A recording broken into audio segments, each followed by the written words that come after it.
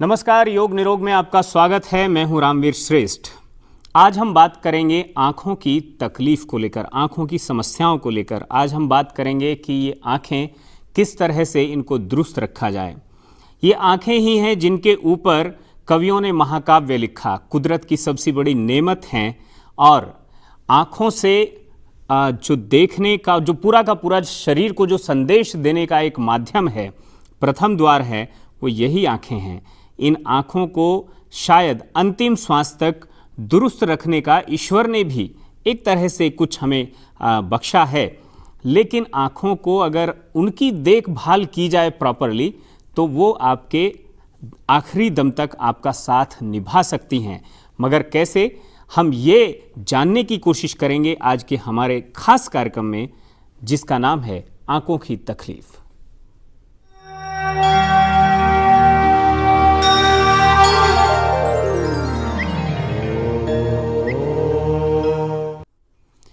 हमारी आँखें कैसे सुंदर रहें, कैसे स्वस्थ रहें, कैसे आँखों से हम अच्छे से देख पाएँ, दूर का भी ठीक से देख पाएँ, नज़दीक का भी ठीक से देख पाएँ, चश्मा ना चढ़े, किस तरह से उनमें किसी तरह पानी उसमें ना आए, चिपचिपापन उसमें ना आए, उसमें आई फ्लू का शिकार वो ना हो। इस तरह की बहुत सारी बातें हैं।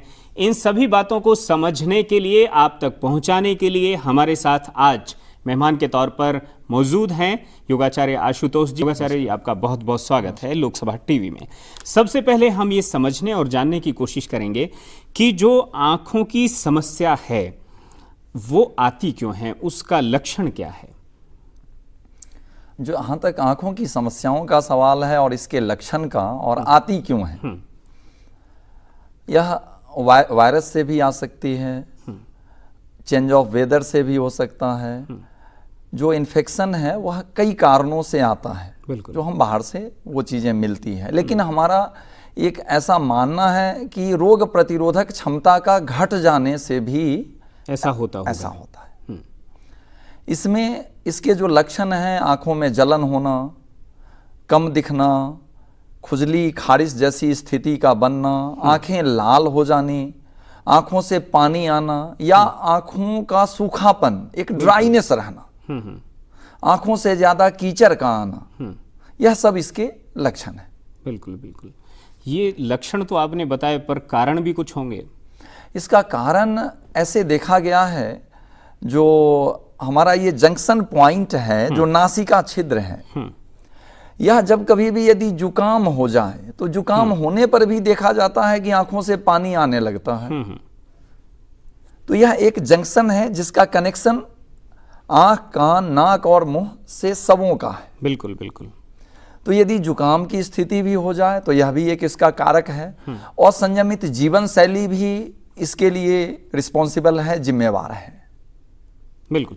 अगर हम इसकी शुरुआत करें, अपने दर्शकों को ये बात समझाने की कोशिश करें कि वो अपनी आँखों की समस्या को दूर करने के लिए या अपनी आँखों को स्वस्थ और सुंदर बनाए रखने के लिए आज हमारे साथ जुड़ें, हमारे साथ उन योगिक क्रियाओं को, उन आसन और प्राणायाम को वो करें और उन्हें समझकर उसके असर को धीरे धीरे वो अपनी आँखों पर देखें। तो शुरुआत हम कहाँ से करेंगे? देखिए, अभी यह जो महीना आज जो अब शुरू अब हो रहा है, यह अप्रैल का है जी। अब गर्मी की शुरुआत हो चुकी है। इसमें हम यह देखें कि यह किस प्रकार से इस मौसम में सबसे एक बड़ी समस्या आती है आई फ्लू की। जो आई फ्लू है वह हमेशा लोगों को जब देखते हैं कि थोड़ा सा भी लोग बाहर गए और बाहर से वह फ्लू पकड़ में आता है और आंखों में कीचड़ आना, कालापन होना, जलन होना और बहुत बेचैनी, असह्य पीड़ादायक है यह। इससे आप कैसे बचें, इसके लिए यह योग बहुत लाभकारी है, गुणकारी है। इसमें सबसे पहले क्या करना चाहेंगे, क्या कराना चाहेंगे? सबसे पहले इस अभ्यास में जो पामिंग की क्रिया है, जो सहज है, बिल्कुल, जो योगिक सूक्ष्म व्यायाम में जो आती होगी जी, बिल्कुल। तो आप आसनों की ओर बढ़ें, उससे भी पहले आंखों को दुरुस्त रखने के लिए सबसे पहले हम आपको दिखाते हैं योगिक सूक्ष्म व्यायाम।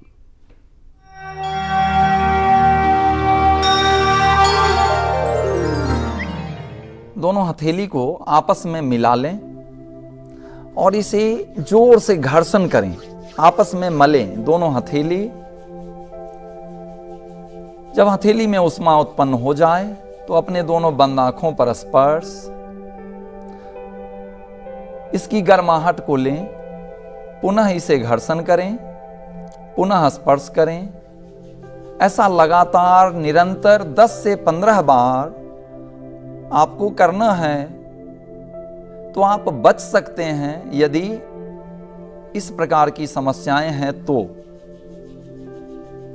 बिल्कुल, यहाँ पर आपने हथेलियों का घर्षण और घर्षण के बाद उसकी जो आंखों को सेक हैं, वो सेक किस तरह से, शायद आपको कहीं से कोई विशेष का उसमें नहीं लाना है।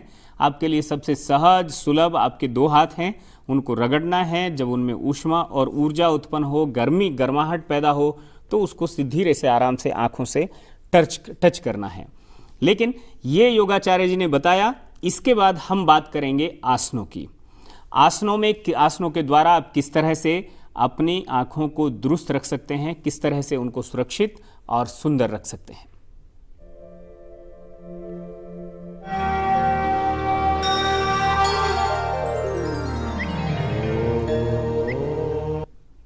इन आसनों में शशांक आसन, रैबिट पोज, धीरे से दोनों हथेली ऊपर की ओर ले जाएं। अपने शरीर के अंगों को पहले खींचें, तानें और प्रश्वास की क्रिया करते हुए धीरे धीरे आगे की ओर झुक जाएं। यह विश्रात्मक आसन है। धीरे धीरे दोनों कोहनियों को भी जमीन पर टिका दें। अपने आंखों के हिस्से पर, फोरहेड पर रक्त दबाव बढ़ने दें। जो खिंचाव दबाव पर रहा है इसे महसूस करें। पूर्ण रूप से शिथिल छोड़ दें, ढीला छोड़ दें। इसका अभ्यास 2 से 3 बार तक दोहराएं सहजता पूर्वक। यह शशांकासन बहुत लाभकारी है, बहुत गुणकारी है। जब भी आपको कोई भी समस्या, खिंचाव, दबाव पड़ रहा हो आंखों पर, खुजली खारिश की परिस्थिति में भी आप इसका अभ्यास करते हैं, त्वरित लाभ आपको मिलता है शशांक आसन से। धीरे धीरे विश्राम की स्थिति, रिलैक्स। अगला अभ्यास प्राणायामासन। धीरे धीरे श्वास भरते हुए दोनों हथेली ऊपर की ओर ले जाएं। वज्रासन में पर्वतासन, पूर्ण खिंचाव और धीरे धीरे नमस्कार की मुद्रा में ले आएं। दोनों अंगुष्ठ को कंठकूप से लगा दें, दोनों आंखें बंद। स्थिरता पूर्वक थोड़ी देर इस अवस्था में बैठें और पुनः वापस उसी अवस्था में ले जाएं, ऊपर की ओर प्राणायामासन। इसे दोहरा दें। पूर्ण खिंचाव, नमस्कार की मुद्रा। यह बहुत आसान और सहज अभ्यास है, लेकिन बहुत चमत्कारिक रूप से इसका प्रभाव देता है। धीरे धीरे इस अभ्यास को लगातार 4 से 5 बार तक करें। विश्राम की स्थिति। इसी अभ्यास में, इसी कड़ी में सबसे जो सर्वोत्तम अभ्यास है वह है शवासन। सहजता पूर्वक पीठ के बल लेट जाएं। इन आसनों में जैसा आप देख रहे हैं, शवासन नाम से जो प्रतीत होता है, डेड बॉडी पोज। बिल्कुल शरीर को फ्लोर पर समर्पित कर दें। अंतर्मुखी होकर अपने शरीर के सभी अंगों को देखते जाएं। अपने मन की आंखों से सभी अंगों को देखें। सभी अंगों को भावपूर्वक रिलैक्स करते जाएं, ढीला छोड़ते जाएं। धीरे धीरे अपनी चेतना शक्ति केंद्रित करें अपने दोनों आंखों के हिस्से पर। रक्त संचार की स्थिति को महसूस करें। एक भाव अपनी आंखों के प्रति दोनों आंखें तो बंद हैं, लेकिन मन की आंखें खुली हुई हैं, जागृत अवस्था में हैं, जो सब कुछ देख रही हैं। जो आपकी दोनों आंखें हैं वह पूर्ण रूप से विश्राम की अवस्था में हैं। इसमें अगर हम ये समझने की कोशिश करें कि जो आसन आपने बताया उसमें सामने और पीछे की ओर जो झुकने वाले आसन हैं, उन आसनों को भी अगर इसमें जोड़ दिया जाए, ऐसे कौन कौन से आसन हो सकते हैं जिनको इसमें हम जोड़ सकते हैं? इन आसनों को जब हम जोड़ने की बात करते हैं तो यूं आसनों की श्रृंखला में तो सभी आसन ऐसे हैं जिसमें हम आगे की ओर झुकते हैं, पीछे की ओर जाते हैं। बिल्कुल। लेकिन इन आसनों में जैसे जब हम ध्यानात्मक आसन में बैठते हैं, जब हम बैठ जाएं किसी भी ध्यानात्मक आसन में और योग मुद्रा, बिल्कुल, पीछे पीठ पर दोनों हथेली को ले जाएं और आगे की ओर झुक जाएं, योग मुद्रा। यह बहुत सहज अभ्यास है। चलिए, इसमें हम आसनों के बाद अगर प्राणायाम की बात करें तो प्राणायाम कितना कारगर साबित होता है इस समस्या से लड़ने के लिए? निश्चित रूप से इसमें प्राणायाम बहुत लाभकारी है, गुणकारी है। तो चलिए दर्शकों, आपको हम अभी तक आसनों और आसनों के बाद शवासन यानी शिथिलीकरण की प्रक्रिया ये यहाँ पर करके दिखाई गई हमारे शिक्षकों द्वारा, और अब हम आपको रूबरू कराएंगे, आपका परिचय कराएंगे उन प्राणायामों से जिनके कारण से आंखों की समस्या से लड़ा जा सकता है।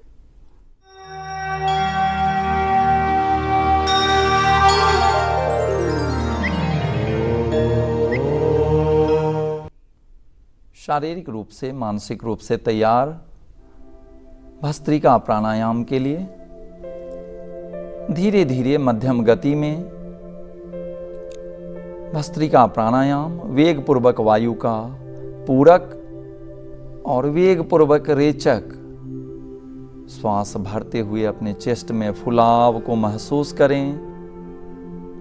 श्वास छोड़ते हुए धीरे धीरे अपने फेफड़े को बालून की तरह पिचकने दें।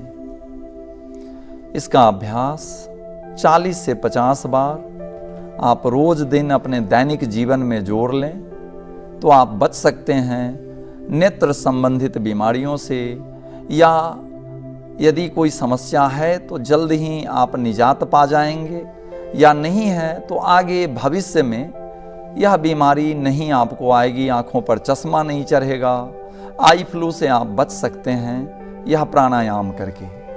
रिलैक्स, विश्राम। दूसरा प्राणायाम नाड़ी शोधन। दाहिने हथेली से नासिकाग्र मुद्रा बना लें, बाईं नासिका छिद्र से श्वास भरें, दाहिने से छोड़ दें। धीरे धीरे लेफ्ट नॉस्ट्रिल से इनहेल, लेफ्ट से एक्सहेल।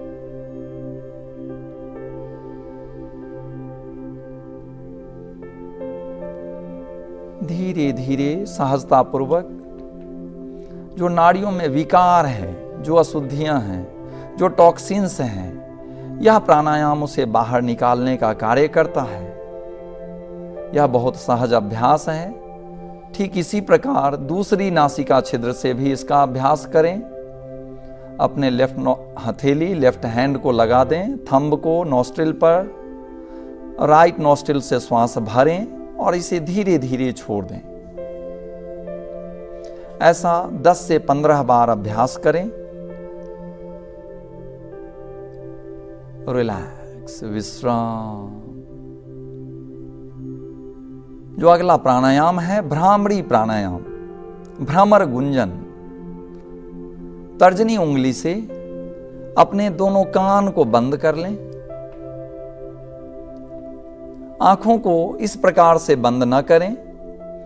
यदि आंखों में कोई समस्या है या कॉन्टैक्ट लेंस चढ़ा हुआ है तो इससे आपको कुछ नुकसान हो सकता है, इसलिए तर्जनी उंगली से दोनों कान को बंद कर दें और भंवरे जैसी गुंजन, भ्रमर गुंजन का अभ्यास 4 से 5 बार तक लगातार करें।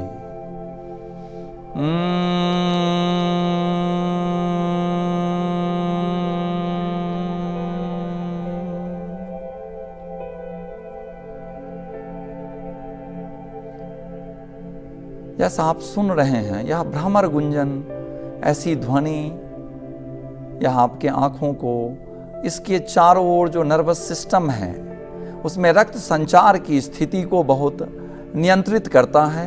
यदि कोई भी नसें कमजोर हो गई हैं तो उसे भी यह सुचारू रूप से रक्त संचार की स्थिति को बढ़ाता है। बिल्कुल, यानी एक तरह से जो प्राणायाम है वो आपको जो उसका एक सूक्ष्म और वैज्ञानिक विश्लेषण है, जिसको अगर हम करते हैं तो उसके जो साइंटिफिक जो इम्पैक्ट, जो तर्क हैं उसके अपने वो, और जो उसके निष्कर्ष देखे गए हैं, उस वजह से वो दिखता है।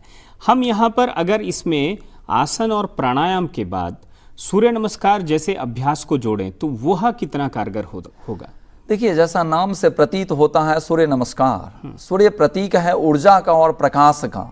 तो आचार्य जी, एक बात और है कि आसन और प्राणायाम के बाद में आसनों का जो एक कॉम्बिनेशन सूर्य नमस्कार के अंदर है, सूर्य नमस्कार किस तरह से, क्या उसका उपयोग या क्या वो असर डालता होगा आँखों को दुरुस्त बनाने के लिए?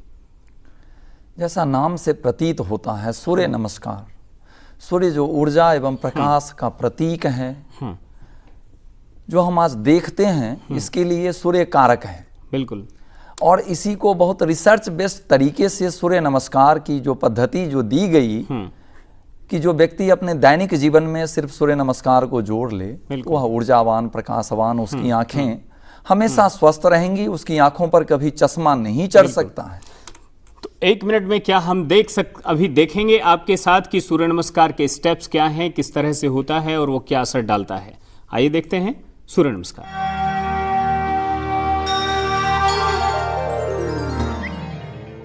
दोनों हथेली गोलाकार घुमाते हुए नमस्कार की मुद्रा,